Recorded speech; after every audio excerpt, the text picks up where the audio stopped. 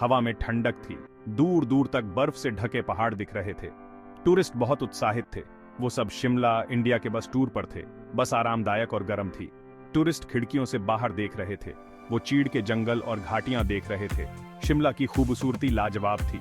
Tour guide कहानियां और किस्से सुना रहा था। वो मशहूर जगहों के बारे में बता रहा था।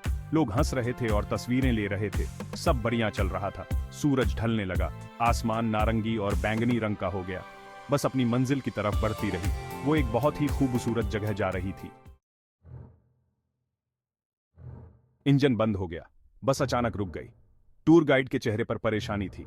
उसे कुछ बुरा होने का एहसास हुआ। टूरिस्ट अपनी सीटों पर घबरा गए। वो घबराहट से इधर उधर देखने लगे।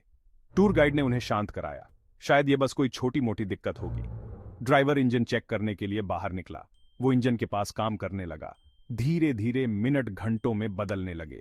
हवा और ठंडी होने लगी। टूर गाइड ने माहौल हल्का करने की कोशिश की। उसने चुटकुले सुनाए, लेकिन हंसी जबरदस्ती की लग रही थी।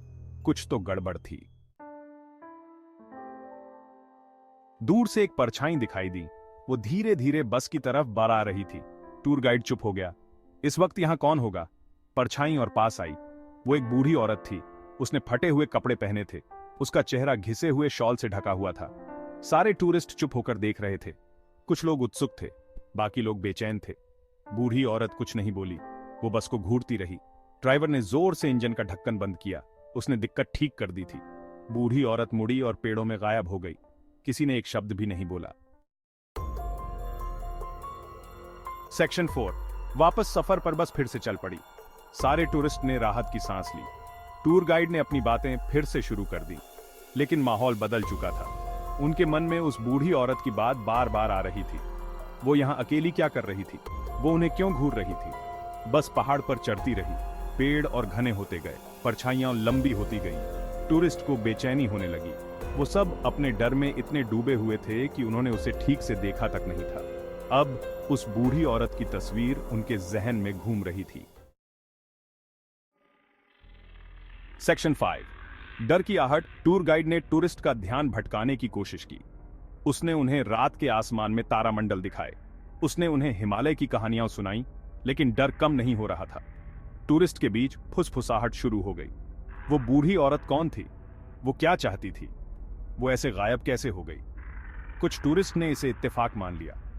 एक अकेली बूढ़ी औरत पहाड़ों में घूम रही होगी, लेकिन बाकी लोगों को यह लग रहा था कि कुछ तो गड़बड़ है। बस ड्राइवर चुप रहा। उसने स्टीयरिंग व्हील को कस के पकड़ रखा था। उसके हाथ सफेद हो गए थे। उसने उस बूढ़ी औरत की आंखों में कुछ देखा था। डर। सेक्शन 6। एक डरावना सच। अचानक एक टूरिस्ट चिल्लाई। उसने खिड़की की तरफ इशारा किया। देखो, वो चिल्लाई। बाकी टूरिस्ट देखने के लिए मुड़े। वहां दूरी में वो बूढ़ी औरत थी। वो बस के साथ साथ दौड़ रही थी। उसके फटे हुए कपड़े हवा में उड़ रहे थे। उसका चेहरा चीख रहा था। उसकी आंखें अजीब सी रोशनी से चमक रही थीं। सारे टूरिस्ट डर के मारे जम गए। उन्हें अपनी आंखों पर यकीन नहीं हो रहा था।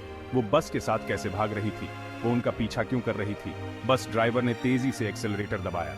बस आगे बढ़ी। खिड़की से उस बूढ़ी औरत की तस्वीर गायब हो गई, लेकिन डर बना रहा। बस रात भर भागती रही। आखिरकार दूरी में शिमला की बत्तियां दिखाई दी। टूरिस्ट को राहत महसूस हुई। वो सुरक्षित थे।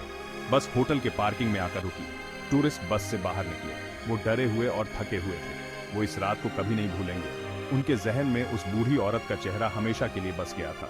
वो शिमला तो आए थे, लेकिन उस रहस्यमयी बूढ़ी औरत की याद उनके साथ हमेशा रहेगी, जो उन खूबसूरत ठंडे पहाड़ों में छुपे राज की याद दिलाती रहेगी।